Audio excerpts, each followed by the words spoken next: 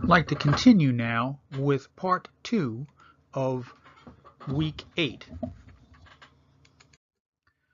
We are going to continue now with mechanical, electrical, plumbing, heating, ventilating, air conditioning.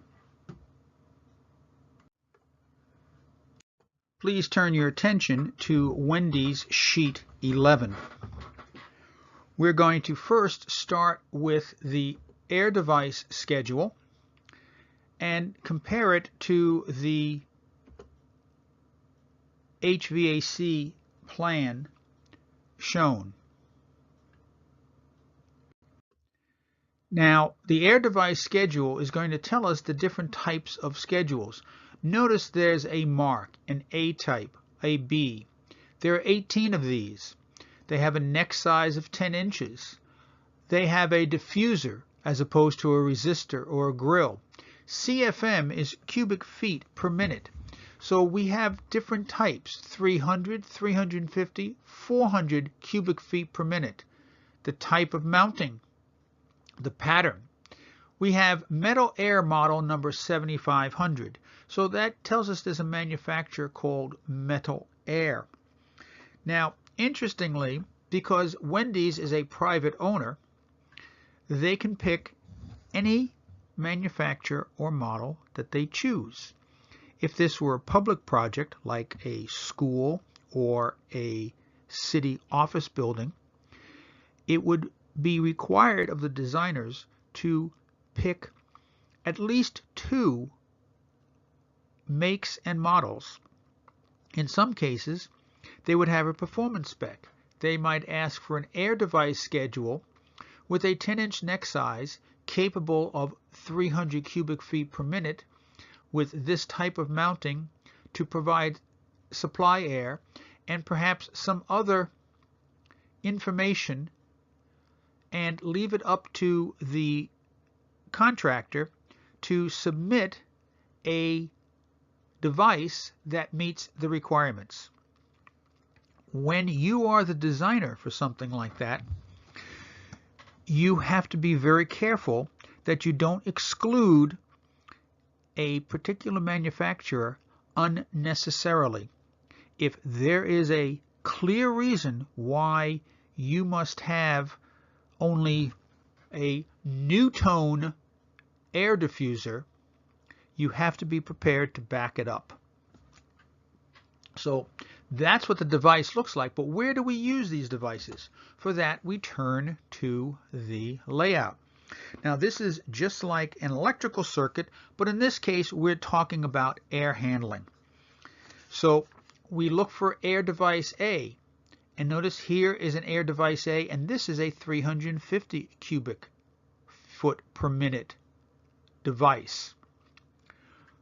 Here is an A, that's a 400 cubic foot per minute device.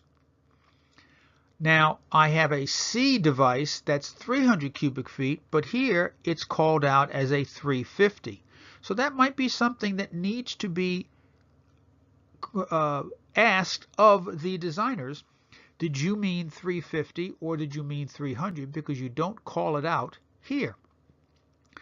Here is a single line, but this little diagram, this little symbol here means diameter. So this tells me that from this air device, I have a 10-inch diameter line, and SA stands for supply air. So this is pushing air into the system from rooftop unit number 1.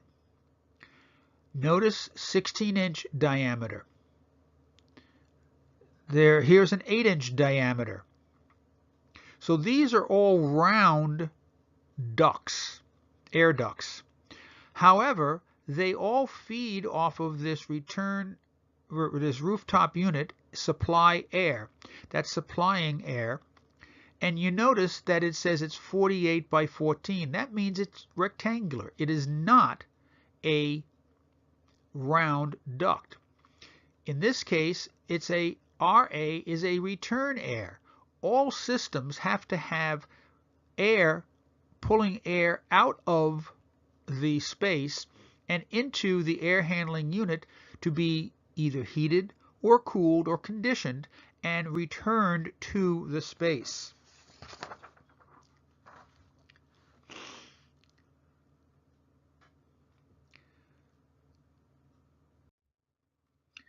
If we now go back to the main page of 11, we look at the HVAC equipment schedule.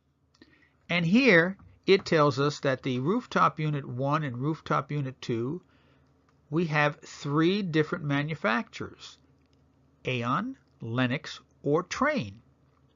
So if you are the contractor, if you provide a Lennox model LGA 120H, you have complied with the contract, or a Trane YCD 121. Any one of these will meet the requirements of the contract. Same thing with this MUA for makeup air unit. We want to have makeup air because we want to make sure that we don't create an unbalance of air in terms of air coming out with air coming in.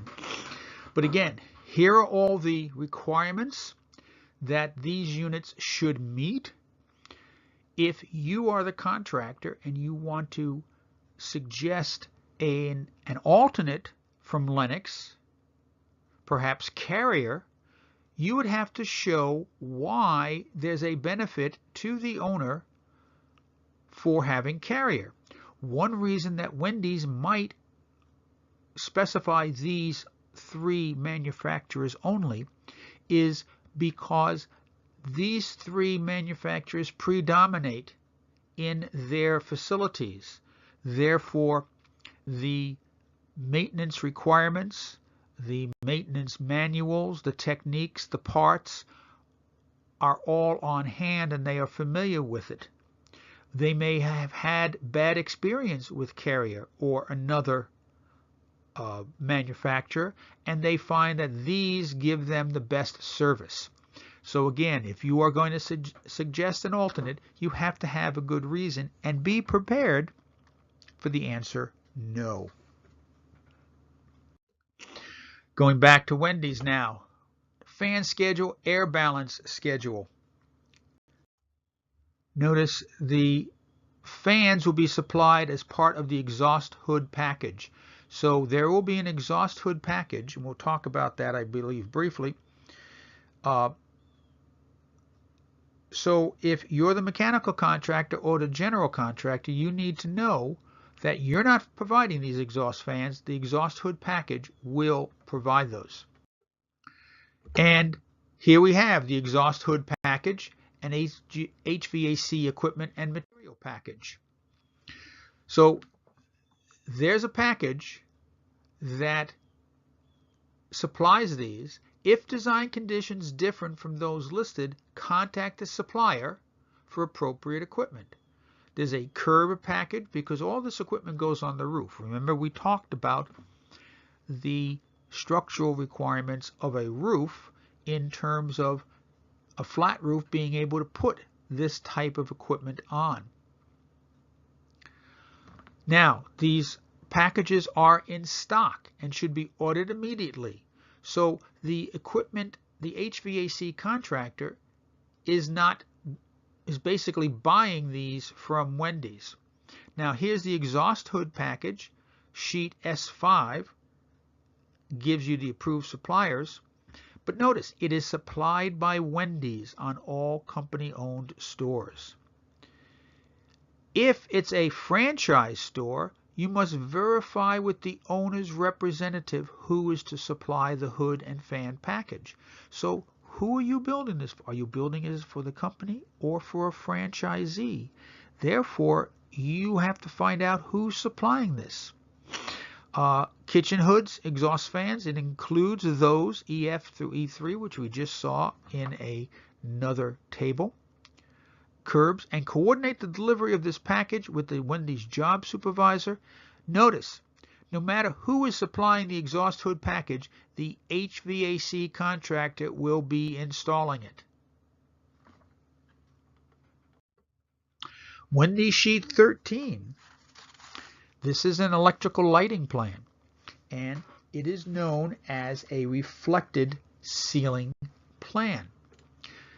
And it gets that name because we view it as if the items in the ceiling are being reflected on the floor. So we're going to look at that reflected ceiling plan first.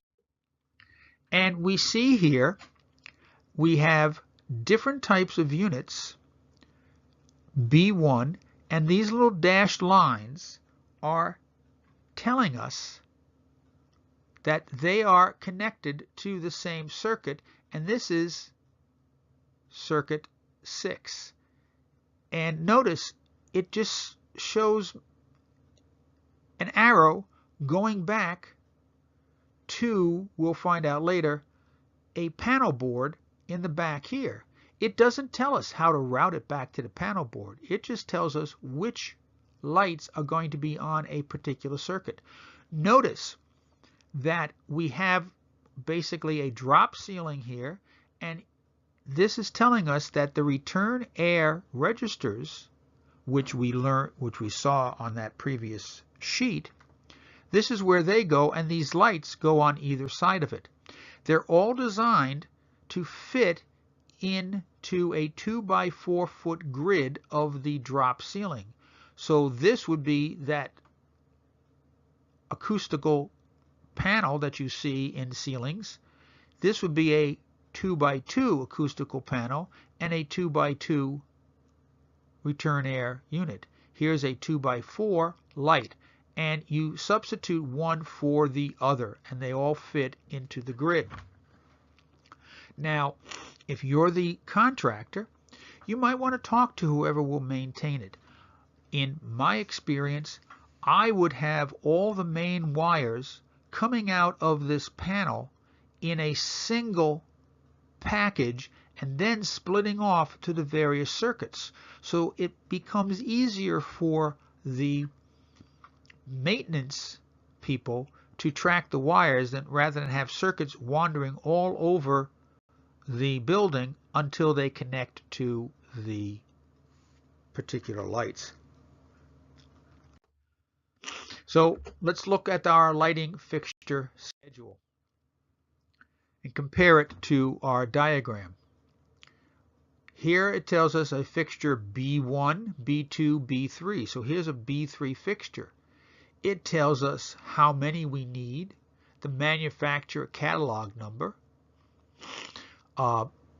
standard color and finish, whether it's surface or recessed or ceiling. This is recessed in the ceiling, length, width, all various types, so we know what types of lights we want to have. My legend over here tells me that a square like this is a fluorescent light fixture. This tells me that this is a fluorescent light fixture on a night light circuit. If you've ever passed a store like a Wendy's after hours, you'll see that there are one or two lights on, so it isn't completely dark.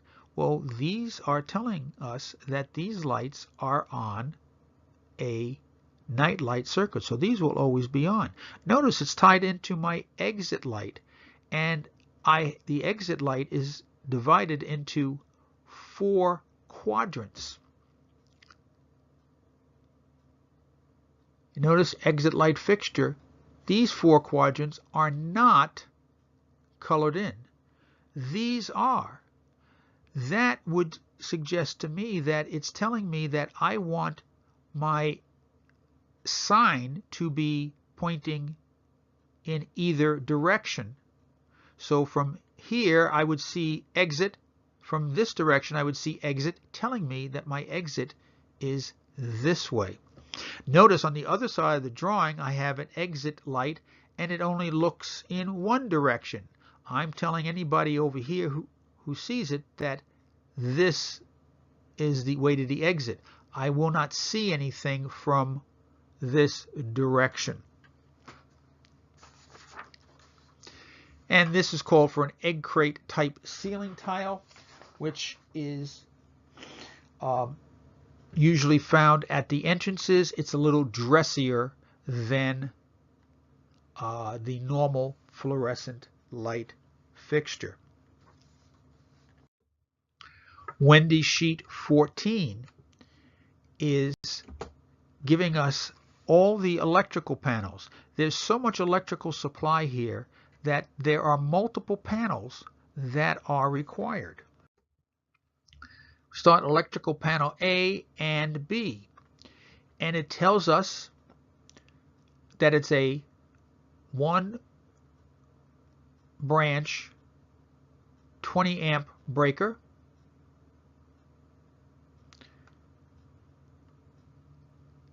What it's for: hand dryer, street pole sign, dining room lights, sight lights, cover 2 circuits. So this is probably a 240 volt system. Normally what happens in an electrical panel is 240 volts comes in from the outside, from the electric company, and it splits into 2 buses, what they're known as, on either side. If I tap off of one, I get 120 volts. If I tap 2 of them, I get 240 volts. So this is telling me that this is a 240 volt breaker.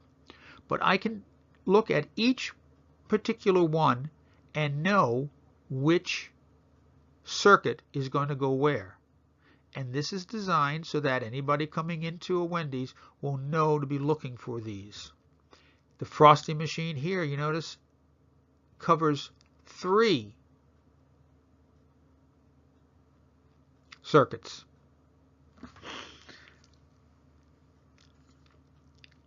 Also, by having multiple panels, if something trips a panel, the other panels will not go out. Again, electrical panel C, rooftop unit, covers 3 breakers.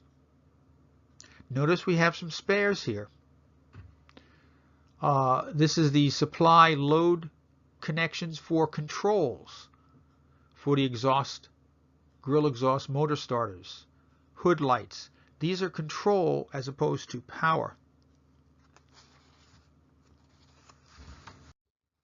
And now a distribution panel. Here is the power that comes into the building, and it now breaks the power up to panel A, B, and C, and 2 more spare panels if necessary. Sheet 15. Here we see our isometric piping diagram like we saw in brick veneer. Except this is a little more complicated, so it is broken out into a sanitary, meaning a drain isometric, and a water supply isometric. And you can see it follows pretty much the same route. Here we have floor drains, FD and FD3, FD1. We'll look at those in a minute. A1, B1, and again you'll go back to a schedule to find out what these are. So we'll look at how this isometric then gets laid out in plan view and look at some plan notes. So here are my floor drains again.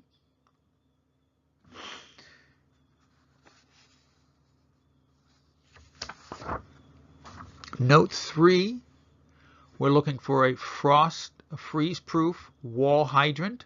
Again, a model. Notice we're talking a frost-proof hose bib.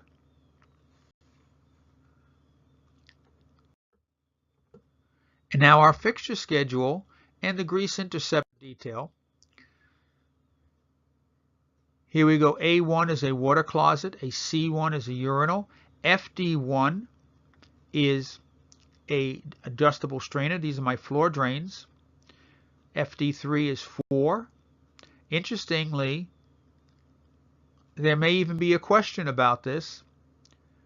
The number of floor drains that are listed here compared to what is shown on the drawings. So you need to look at that. Now, the grease interceptor, this is a clean out. This is the inlet. So all water that might be greasy, whatever, will come in here. And the idea behind the interceptor is oil will float to the top and water goes out the bottom.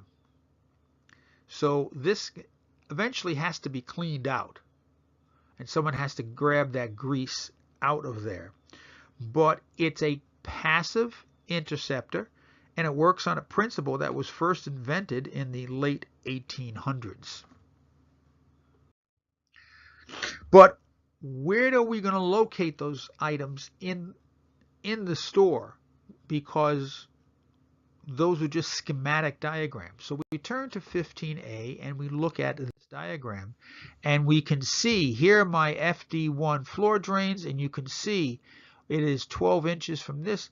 You can see all these dimensions, and it tells you exactly where they are to be placed. So you need to know where the original dimensions start, and then follow those to be able to locate where these particular items are installed. Notice it calls for 4-inch PVC conduit for electrical service because my electrical panel comes in here.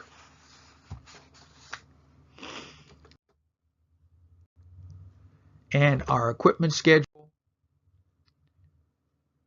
for the fire suppression system. And again, the fire suppression system is a particular manufacturer. The electric gas supply will be furnished to the plumber by the hood system supplier. That valve is installed by the plumber, and the final connection is made by the hood system installer.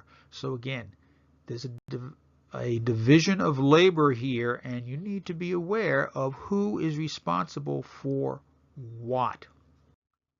So that ends week 8. We have now done all the behind the scenes work, and next week we will continue with interiors and finishes.